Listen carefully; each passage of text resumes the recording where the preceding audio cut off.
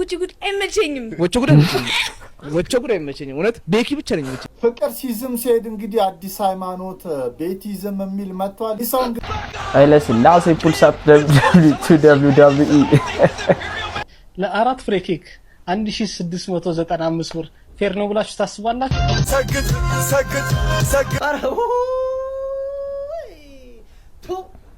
አንቺ ቱ አፋሪኛ አፋሪ ሲያኛጭሱ ሹሩባ ተሰሪያሽ አንደኛ Yo, what's up YouTube? እንዴት ናችሁ? ስራ፣ ትምህርት፣ ኤቭሪቲንግ እንዴት ይዟችኋል? እኔ በጣም ደህና ነኝ። ያው እንግዲህ ዛሬ ደግሞ ለየት ባሉ አንዳንድ አስቂኝና አዝናኝ ቪዲዮዎች እንዲሁም አነጋጋሪ ቪዲዮዎች ይዤላችሁ መጥቻለሁ። ከእናንተ የሚጠበቀው ቪዲዮውን እስከ መጨረሻው እየተመለከታችሁ ፈታ ዘና ማለት ነው። እንዲሁም ሐሳብ አስተያየታችሁን ኮሜንት ቦክስ ላይ ያስቀምጣችሁ።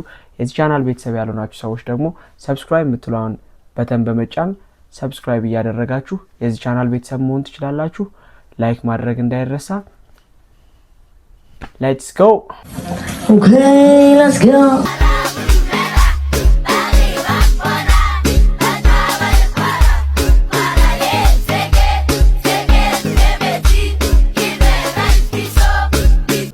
እቺ ማናት? አላውቃትም አንተ። እኛ ክፍል የለችም እቺ። ምን? እቺ ክፍል እኛ ክፍል የለችም እቺ። አው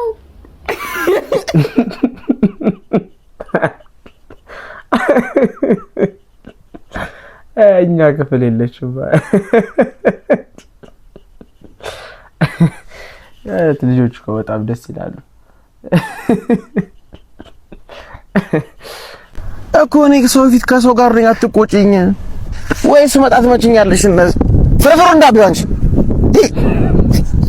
ምን እንዳለኝ በጣም ይጠሏት ስልኳን ራሱ በማጣት ነው የምዘጋው። ደግሞ እንዳነግረው እንደዚህ በማጣት ስልክሽን ዘጋ ምናምን እኔ ህይወቴ ሲበጣበጥ ቀብድ የሚገባል ነው መስሎ ነው። በጣም አንተ አሁንም እየተጨቃጨቅ ነው። እኔ እርግብ የሆነ ሸከስ ነው ይጠባል ማለት የዋ ጠበስ ኧረ የውጭ የሚያሩጫ ኩሊስ ማለት ነው። ለሊስ መሳሌ ነው 22 ባቡር ተጠብቅ ያገኘው ስሯ ከ22 ጀርባ ማለት ኖርማል እኮ ነው። አይ ዶንት ጊቭ ኢት ማለት ምን ማለት ነው ደግሞ ሰገር አልሰጠም አስተማርተም እንደሱ ስትል ከባህሩ ሶፍት አምጣልኝ በእናት መጻው ቤት ሀገራችን በባህር ጉዳይ ውጥረት ውስጥ ገብታለች። አንተ ወጠረኝ ብለህ ባህሩ ጋር ሶስት ትልከኛለህ።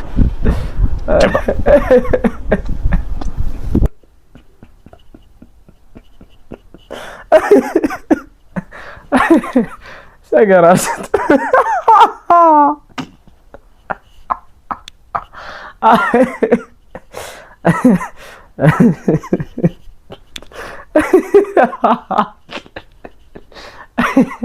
ሰግጥ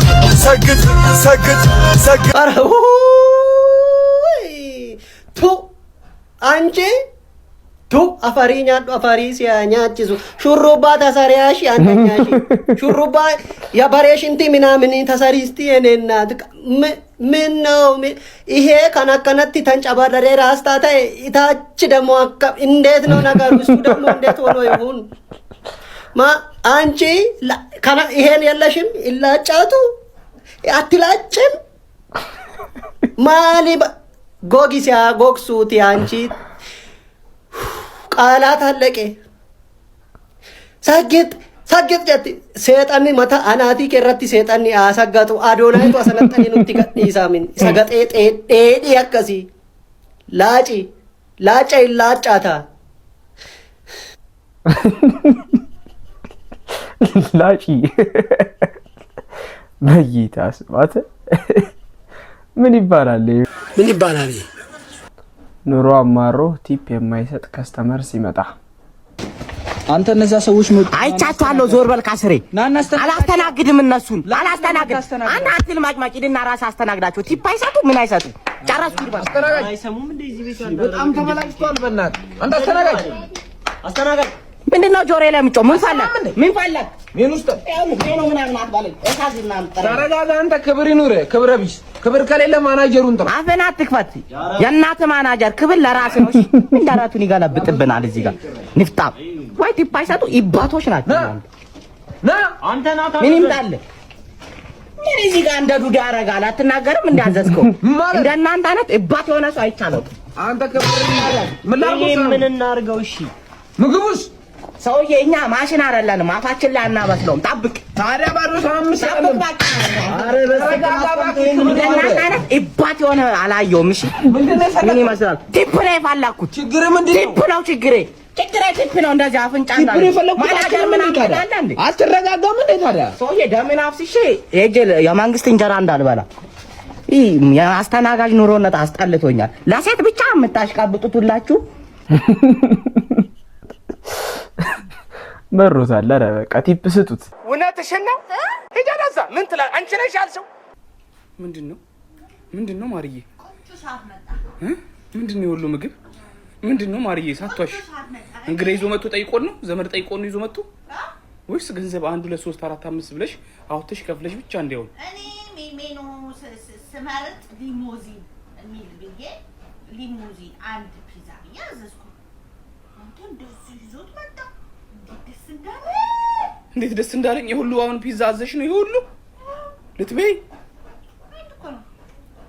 አረ ማርዬ የረው በእናትሽ በዚህ ኑሮ ድንተረን ተዛዘን እኔ እስኪ ታመጣለሁ የሰው ፊት እኮ እየገረፈኝ ነው ማመጣው እናቴ ልጄ ሳትወልጂቢ ከወለድሽ በኋላ ልጄ ነው የምትይው ስለዚህ ሳትወልጂቢ ስላለችኝ ቶሎ ብዬ እሺ አንቺ ቤት ቁጭ ብለሽ ቢ አንቺ ቤት ቁጭ ብለሽ ቢ እኔ ደግሞ በየመንገዱ የተበደልኳቸው ሰዎች አይን ይብላኝ አይደል ይብላኝ እኔ በሰው ሀገር ማበዴ ነው ኧረ እኔ በሰው ሀገር ማበዴ ነው ድዬ እንተዛዘን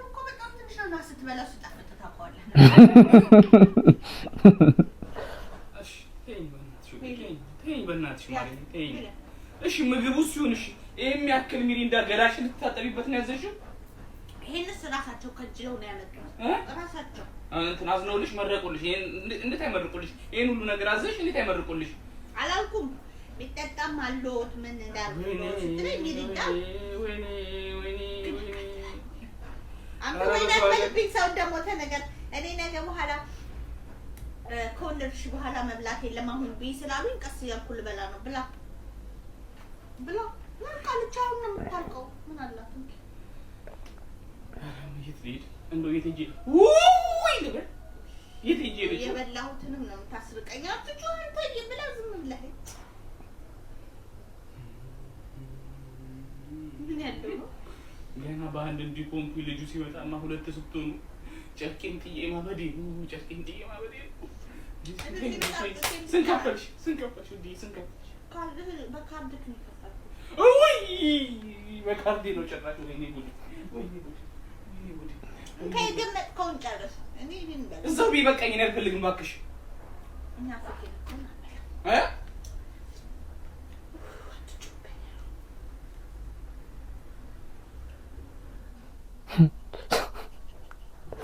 አረ ቢያንስ በልተህ ይሻላል በልተህ ብታዝንበት ይሻላል ተው እንጂ ወንድሜ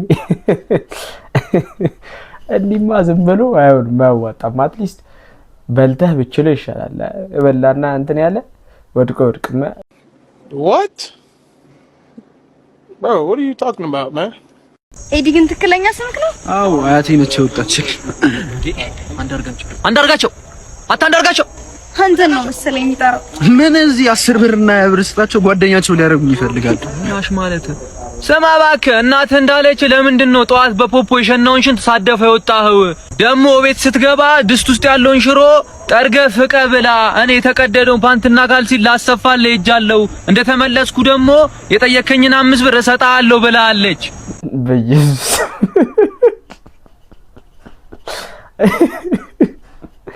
ቢያወራሻሉ ነበር በስማ ግፈኛ ናችሁ እንደዚህ አይነት ጓደኞች ምን ችግር አለው ይወርግድልህ ነው እንጂ የሚባለው አሁን እንደዚህ ይደረጋል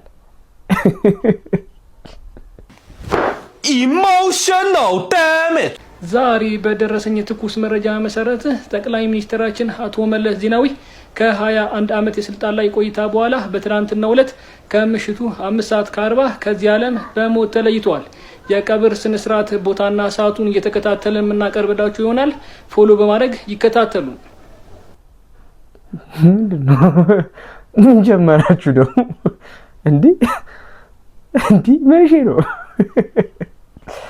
በስማ አይው ምንድነው ምን አዲስ ነገር እንትን አለ ቢኮ ተገኙ ሚል ዜና ስንጠብቅ አረፉ ትናንትና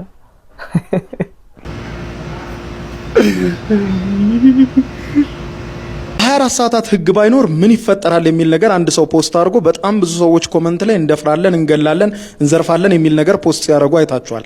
ብዙዎቻችሁም ኮመንቱን ተመልክታችሁ እንዴ የሰው ልጅ ህግ ከሌለ እንስሳ ነው የሚሆነው ማለት ነው በማለት በጣም ፈርታችኋል። አንድ አስገራሚ ነገር በዚህ ቪዲዮ ልንገራችሁ። እንዲህ አይነት ጊዜዎች በምድር ላይ ተከስተው እንደሚያውቁ ታውቃላችሁ።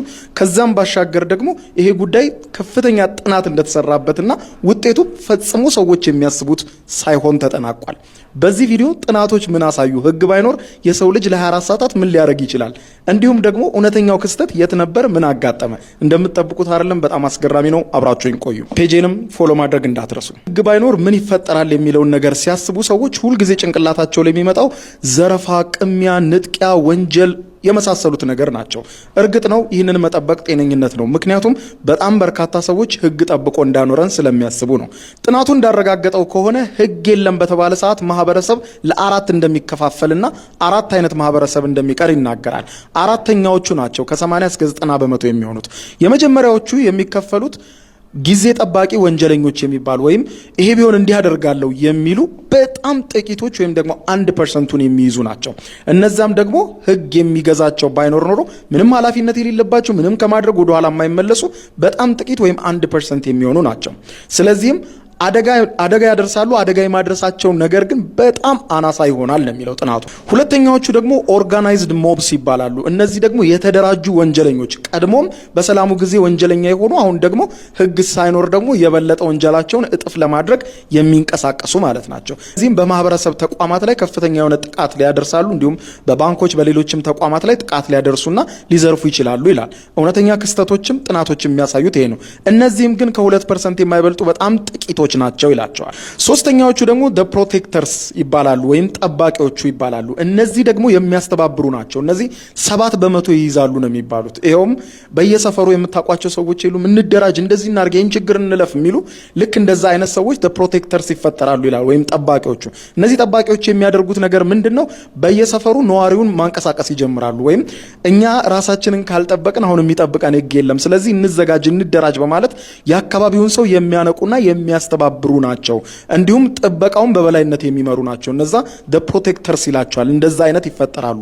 ኦፖርቹኒቲ ስላገኘ ሁሉም የሚዘርፍ አይደለም። ቅድም እንዳልኳችሁ ጥናቱ ላይ ሁሉም ፈሪ ስለሚሆን ይላል። እንዲሁም የመጨረሻው ደግሞ the silent majority ይላቸዋል አራተኛዎቹ። እነዚህም 90 በመቶ የሚሆኑት አብዛኛው የህብረተሰብ ክፍል the silent majority በፍርሃት ዝም ይላል። እንደገና ደግሞ እነዚህ አነቃቂ ወይም ፕሮቴክተርሶቹ ናውጣ ሲሉት ይወጣል። ተደራጅቶ እንጨት ይዞ አካባቢውን ነው የሚጠብቀው። ህግ የለም፣ ህግ እስኪመጣ ድረስ አካባቢን ጠብቃለሁ፣ ራሴን ጠብቃለሁ በማለት በየሰፈሩ ተደራጅቶ ራሱን ይጠብቃል ማለት ነው። ስለዚህ የጥናቱ ውጤቱም እንደሚያሳየው ክስተቱም እንደሚያሳየው አብዛኛው ሰው ገዳይ፣ ዘራፊ፣ ወንጀለኛ ሳይሆን የሚሆነው ጠባቂ ወይም ፕሮቴክተር ነው የሚሆነው። በ1969 ዓመተ ምህረት በሞንትሪያል ይህ ነገር ተፈጥሮ ነበረ። በሞንትሪያል ካናዳ ፖሊሶች አድማ መቱና አንጠብቅም፣ ከዚህ በኋላ ስራችንን አንሰራም በማለት ሁሉም ፖሊስ በሞንትሪያል ውስጥ ስራውን አቆሞ አድማ መታ። በዚህ ጊዜ ምንም አይነት ህግ ስላልነበረ እነዚህ አራቱም ያልኳቸው ነገሮች ተከሰቱ። የተወሰኑ ባንኮች ተዘረፉ፣ የተወሰኑ ሰዎች ተንቀሳቀሱ፣ አንድ ደግሞ ማጥቃት የሚፈልጉት ሰው ስለነበረ ገራዥ አቃጠሉ። ቅድም ያልኳችሁ 3% የሚሆኑት ማለት ነው።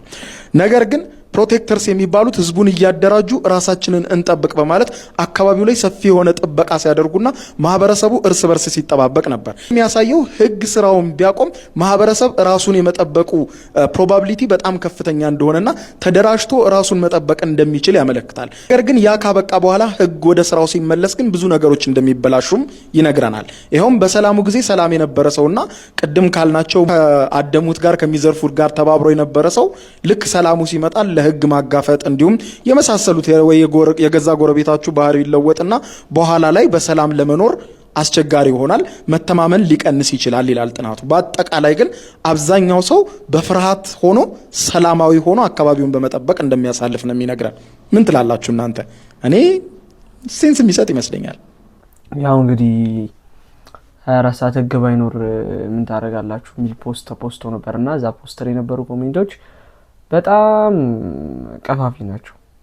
እንግዲህ አብዛኛው ሰው እንደዚህ ያደረገችኝን ሴት የሆነ ነገር አብዛኛው ኦልሞስት የሆነ ያህል ፐርሰንት በላይ የሚሆነው እንደፍራለን የሚል ነበርና በጣም በቃ ያሳቅቅ ነበረ። በጣም ብዙ ሰው በቃ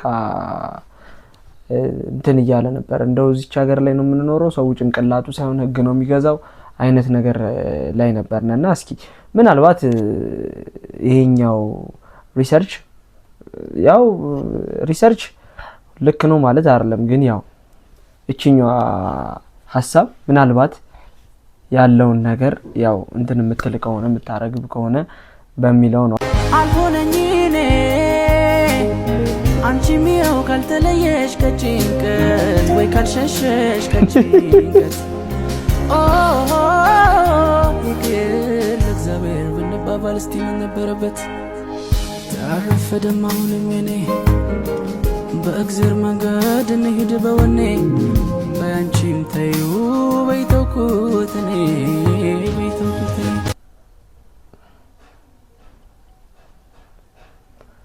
አረ ወንዱ ስፔሻሊ ምን እየሆነ ነው ህዝቡ እንዳለ በአጠቃላይ የሆነ ፊልም ምናምን በቃ የሌለ ራሱን እየወሰደው ነው ፒፓ እውነት ምንድነው ምን ይባላል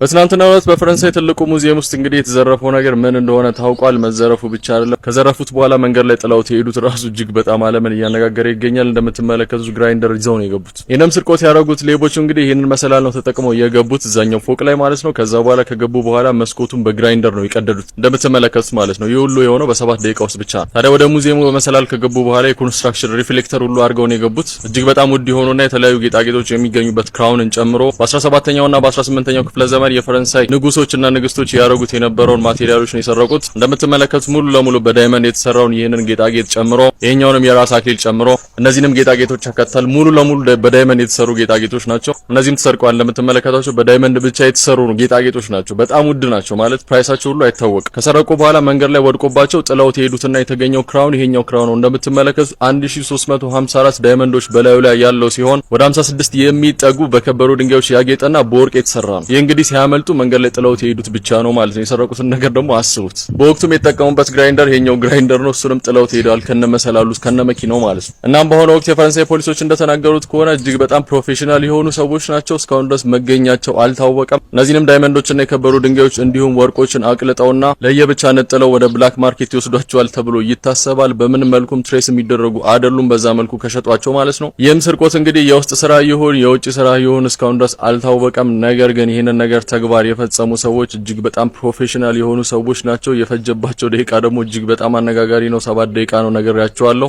በዚህ ደቂቃ ውስጥም እንግዲህ ዌል ኮኦርዲኔት የሆነና እርስ በርስ የተናበበ ነገር ነው ፈጸመው ያመለጡት። አሁን ያሳያችሁ ዳይመንዶች ስንት ወርዝ የሚያደርጉ ይመስላችኋል? ወይም ስንት የሚያወጡ ይመስላችኋል? ስንት የሚሸጡ ይመስላችኋል? እጅግ በጣም ውድ ነው፣ ፕራይስለስ ነው የሚባሉት። ይህ እንግዲህ በሙዚየሙ ታሪክ ተደርጎ የማይታወቅ ነገር ነው። የታሰበበትና የታቀደበት ዌል ኮኦርዲኔት የሆነ ቴፍትና ስርቆት አድርገው እንግዲህ እነዚህ ሰዎች ማምለጥ ችሏል ማለት ነው። እስካሁን ድረስ አልተገኙም። ፖሊሶችም እንግዲህ ግራ ገብቷቸዋል። ግራይንደር በመጠቀም ብቻ እንግዲህ የዓለማችን ሴኩሪቲ የሆነና ብዙ ሰው በአንድ ጊዜ ብቻ ወደ 10,000 የሚጠጋ ሰው በቀን የሚጎበኘውን የዓለማችን ትልቁን ሙዚየም እንግዲህ በተሳካ ሁኔታ መዝረፍ ችሏል እነዚህ ሌቦች ማለት ነው። ሐሳባችሁን ኮሜንት ላይ አስቀምጡልኝ። ምን ያህል ብር ያወጣል ብላችሁ ወይም ይሸጣል ብላችሁ ታስባላችሁ? ብሩክ መልካም ቀን ይሁንላችሁ። አዲስ ነገር ካለ መለስ ይሆናል። ፎሎና ላይክ ማድረግ እንዳትረሱ። መልካም ቀን። አረ ግን እኔ ግን ምን ይሰማኛል መሰላችሁ ምናልባት እንደዚህ የሚሰሩት ፊልሞች ምናምን ነው በቃ እንደዚህ አይነት አይዲያ የሚሰጣቸው። ምክንያቱም እንደዚህ አይነት የተቀነባበረ የስርቆት እንትኖች ብዙ ጊዜ የተሳኩ አይደሉም ከፊልም ውጪ። አሁን እነ መኒ ሃይስትንም ሉፒንንም ምናምን ስናይ ብዙ ፊልሞች የተለያዩ ፊልሞች ስናይ ፊልም ላይ ነው እንጂ በአካል ብዙ ጊዜ ሲሳኩ አናይም። ወይ ደግሞ ትሬስ ተደርገው ሰዎች ይያዛሉ ምናምን ወይ ሲሲቲቪዎች ታይተው የመንገድ ላይ ካሜራዎች ታይተው ምናምን ነገር ይያዛሉ። ግን ዲስ ማች ምን ያህል አስቡት፣ ምን ያህል አመት ፕላን ቢደረግ ነው በ7 ደቂቃ ውስጥ እንግዲህ በጣም ትልቅ ከሚባሉ ሙዚየሞች ውስጥ አንዱ የሆነው እንግዲህ ይሄንን ሙዚየም በ7 ደቂቃ ውስጥ ግራይንደር ብቻ በመጠቀም እንትን መስለው ነው የገቡት። ምንድነው ፒፕስ ለብሰው እንትናቸው ላይ የኮንስትራክሽን ሰራተኞች መስለው ነው የገቡት። በቀን ነው ማታ እንኳን አይደለም በቀን ነው ይሄንን ነገር ያደረጉት። በጣም ይከብዳል እንትን ለማለት። ግን ምን ያህል አመት ነው ምን ያህል ጊዜ ነው ፕላን ያደረጉት ይሄንን ነገር? ትሬስም ይደረጋሉ ብዬ በጭራሽ አላስብም። ምክንያቱም ኢቭን የሚጠቀሙባቸው እቃዎች ላይ ምንም ነገር አልተገኘባቸውም። በሞተር ሳይክል ነው ያመለጡት። በቃ ምንም አይነት ትሬስ የሚደረጉበት ወይ የለም እና በጣም ማድነቅ አይቻልም። ያስደንቃል።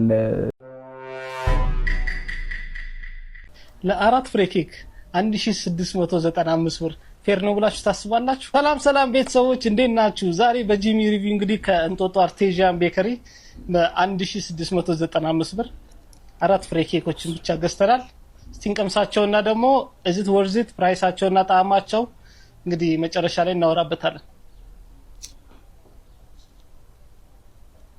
እሺ ስትሮበሪ ኬካቸው ነው ፖርሽኑ መልኩዋይዝ አዲስ አበባ ላይ እንደዚህ የሚያምር ኬክ እኔ አይቻላቅም። እንግዲህ እናንተ ካለ ደግሞ ኮሜንት ላይ አሳውቁኝ።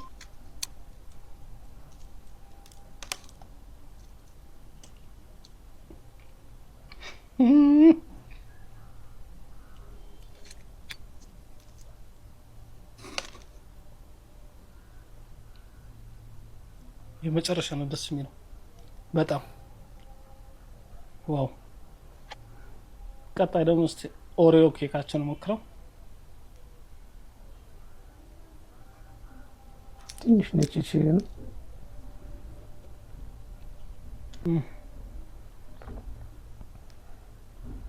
አረ የሚገራርም ናቸው ሁለቱም በስመ አብ። ይሄ ደግሞ አልመንድ ኬካቸው ነው።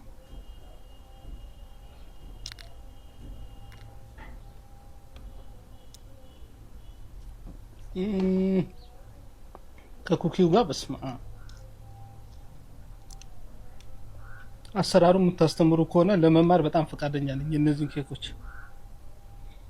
ይሄ ደግሞ ቸኮሌታቸው ነው። ይሄ ሙሉ አፌጭ ነው።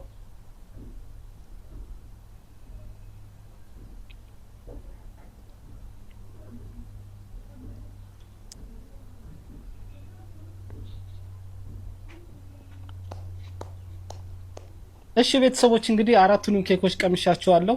በእነዚህ አንድ የተማርኩት ነገር ምንድነው ሳይዝ ብቻ ዋጋን ዲተርማይን እንደማያደርግ ነው። ቴስቱ በጣም ልዩ ነው። እኔ ከከፈልኩት አንፃር በጣም ቴስቱ በጣም ቆንጆ ነው ብዬ ነው ማምነውና አሪፍ ሆኖ ነው ያገኘኋቸው። ዋጋቸውም ያው የሚጠቀሙት ማቴሪያል ኤክስፔንሲቭ እንደሆነ ያስታውቃል። በጣም ኳሊቲ ነው ኬኩና እና አሁንም ደግሞ ዓለም ላይ ትሬንድ እያደረጉ ያሉ የኬክ አይነቶች ናቸው። እንግዲህ እስቲ እናንተም ሄዱና ደግሞ እኔ እንደዚህ ያደነኩትን ሞክሩትና የሚሰማችሁን ስሜት ደግሞ ኮሜንት ላይ ታሳውቁኛላችሁ። እሺ እንግዲህ እንደተለመደው ይሄን ቪዲዮ ስሰራ ምንም አይነት የማስታወቂያ ክፍያ አልተቀበልኩም። ስለወደድኩት ነው በጣም ሞክሩት እያልኳችሁ ያለሁት። ሞክሩት። ቻው። 1695 ብር ያው ትንሽ ኤክስፔንሲቭ ነው ግን ያው ቴስቱ አሪፍ ነው። ያው ላወጣችሁት ነገር ወርዝ የሚያደርግ ከሆነ ዳስማች ባድ አይደለም ግን ያው ወርዝ የማያደርግ ሲሆን ግን ያበሳጫል። ወለደና ጂል ደንጋራ ቢኒያም ምሳ ጠርቶን በዓል ምናምን እሱ ነው ይበላል። እናንተም እንደዛ ናችሁ። ብዙ ጊዜ ጠርታችሁ ራሳችሁን አውርተን አዘጋጅተህ ማለት ነው ድግሱን የምትበሉት እና ያም በጣም ወዳም ነው። እናንተም አሁን ማለት ነው ወቸ ጉድ ቴራፒ ነው መባል የሆነ ግን የሆነ ምርጥ ሰው ነው ሆነ። እኔ እስካሁን መጀመሪያ አትመችኝ ነበር። አንተም መጀመሪያ እኔ እኮ ወቸ ጉድ አይመቸኝም። ወቸ ጉድ አይመቸኝም። እውነት ቤኪ ብቻ ነኝ የሚመቸኝ። እሱም የዩናይትድ ደጋፊ ስለሆነ ቤኪ ጋር 1 2 ወር 3 ወር ሆነናል አይደል? አንድ ፎሎ ተደራርገን ጓደኛ ሆነናል። ግን የዩናይትድ ደጋፊ ስለሆነ አንድ ሰዓት እኔ የዩናይትድ ደጋፊ በመጀመሪያ የእናቴ ልጅ ነው። ከዛ ደግሞ ፉትቦል የሚወድ ሰው ከሆነ ደግሞ የአክስቴ ልጅ ነው። ካዝን አይ ማህየኔ ሳወራ የሚስቅ ሰው አለ። እየረበሽኝ ነው። ዲስተርብ ያረክሽኝ ቢያሳቀኝ እንደሆነ ታውቃለህ። ዲስተርብ ያረክሽኝ ነው። ወቸ ጉዳይ መቼኝ ያልከኝ የመጀመሪያው ገስት ነው። ወቸ ጉዳይ ለምን እንደማይመቸኝ ጠይቁኛ። ዝም ብዬ የምጠላው አይደለም። ረጅም ነው፣ ይደክመኛል። ልክ እንደበረክ ይደክመኛል። እኔ ስለዚህ አቴንሽን ስፓኑ የለህም ነው ለማለት ሙሉ ለሙሉ። አዎ እና ከዛ ደግሞ ጓጉቼ የማየው ነገር የለም። እኔ አሁን አሞዴ አረ ምርጫ የሆኑ ሰዎች የሉም። እውነት ዋው የእውነት በጣም በቃ እንደዚህ አይነት እንትን ነው የሚያስፈልገን። ምንም በቃ የሚሰማንን ነገር መናገር ታድሎ በእናታችሁ እንደሱ ነው ሆኖ ፈልገው በቃ ለኦዲየንሶቻችን አስረዳልና እንዴ ሰው ተላምዶን በደንብ ስሙት በእናታችሁ። እንዴት ይኖራል መለየት ክብዱ ነው አው እሱ እኔ ልቀሽ ለመሄድ ማሰብሽን ከሰው ሰማ ጥላው ሰው ሊነግር ከሰው ሰማ እንዳይጠይቃት ወይ አልሰማም ብሎ ቃል ገብቶላታል። መጀመሪያ መጥቷል ወይ ነው ያወራው እንዴ እኔ ላውራ እኔ አታውራ እንዴ መጀመሪያ አይካውን ቀጥላል አንተ ቀጥል እኔ ጥፋተኛ እኔ መመለስ አንዱ ኃይል ነው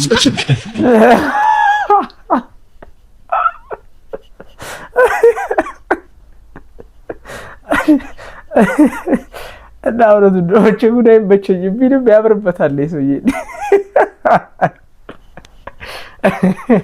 እንዲያማሮት ነው እንዴ ኧረ በስመ አብ ወይ ራስዎ ወይ ሌላው ነው ምን አስበህ ነው ሰውዬ ምን አስበህ ነው ወንድም ፍቅር ሲዝም ሲሄድ እንግዲህ አዲስ ሃይማኖት ቤቲዝም የሚል መጥቷል። ይሰው እንግዲህ ቤቲዝም በሚል አዲስ ሃይማኖት መጥቷል። ነገር ግን ይሄ ለየት የሚለው ቤት የለኝም፣ ቤት ክራይ መከፍለው አጥቻለሁ፣ ተቸግሬያለሁ፣ ቤት ስጡኝ በማለት እንግዲህ የቤቲዝምን ሃይማኖት ይዞ መጥቷል። ቤቲዝም ይመች ከዚህ በኋላ ህይወቴንም ለሰጣት ሳልሰስት ለሰጣት ከሷ ጋር ደስተኛ ሆኜ ለመኖር ዝግጁ ነኝ፣ ፍቃደኛም ነኝ። ግን እቺን ቀን በጣም ስጠብቃት ስጸልይ በፊት ከጥላችን በፊት እንደነበር ነው ሰላም ፍቅር ሆነን ከዛ በላይ እንደዛው ሳትላቀቅ እስቲ ፍቅርን ግለጽላት። አሁን አልቻልኩም ቀራሳ ነው ታሪክ እሰይ እንኳን የታረቁ ሲጀመር እነሱ ምን አጠፉ? በማገባን ነገር ገብተን ያሸረገድነው ያጎበደርነው እኛ ኪዳን ጣሪያ ያለች ጎመን ቀንጣሿ ምች መታታሉ ሲጀመር ኩላሊቱን የተበላው እሱ በማገባን በሰው ኩላሊት ገብተን አንተ ብስብስ እንባባል ከርመን መጡላ አይኔ አባት ይኸው መልሰው ገጠሙ ዛራና ቻንድራ። እኔ መቼም ጅን የለብኝም ሰው ሲስማማም አልወደው። ግን ምን ልላችሁ ፈልጌ ነው እዚህ ሶሻል ሚዲያ ላይ መተው ኢራቅና ጭራቅ ሲሆኑ አትመኑ። ተጣሉ ብለህ ግራ ስትጋባ በነጋታው ታርቀው ይመጡልና እገሌ የሚባል ሚዲያ ላይ ቀርበው ፍቅሩና ፍቅር ትሆኑላል። እና ምን ልላችሁ ፈልጌ ነው መሀል ቤት የምንቀረው እኛ ነን። ተናግሮ አናጋሪ ነው የሚያደርጉን። ጉድ እኮ ነው። በየሳምንቱ እንደ ቱርክ ፊልም አጀንዳ እናጣ። እንደተለመደው በደንብ ፎሎ ላይ ኮፒ ሊንክ ማድረግ እንዳይረሳ። ይመቻችሁ። ምን ቤት ናችሁ እናንተ? ምን ቤት ነን እኛ? ኩላሊት ብለተበለሱ ባይሆን የራሳችሁ ኩላሊት ተቀርቁ። ሲጀመር ያው ኩላሊት ያስተሳሰረው ማንም አይለዩም። አንድ አካል አንድ አምሳል ማለት እኮ እነሱ ነው። ሁለቱም በአንድ አካል ነው የሚሰሩት። አይለስ ላሴ ፑልስ አፕ WWE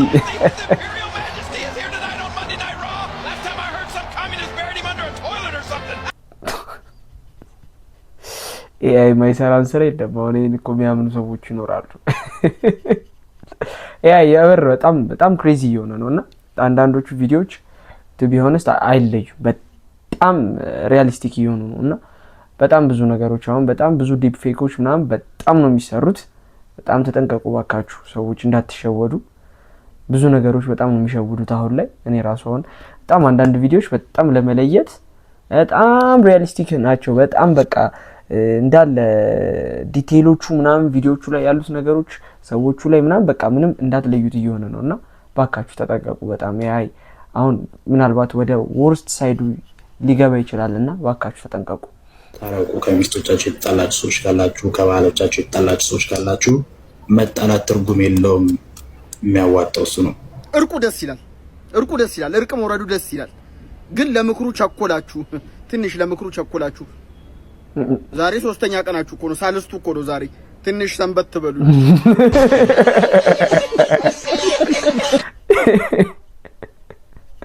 ሳልስቱ ነው ገና ምን ነው ድንኳን ሳይፈርስ። ግን እኔ እንደው እውነት አዳዲ የምር ሞራላችሁ ምናምን ያዝናናኛል በጣም። አሁን ምን ማለት ነው?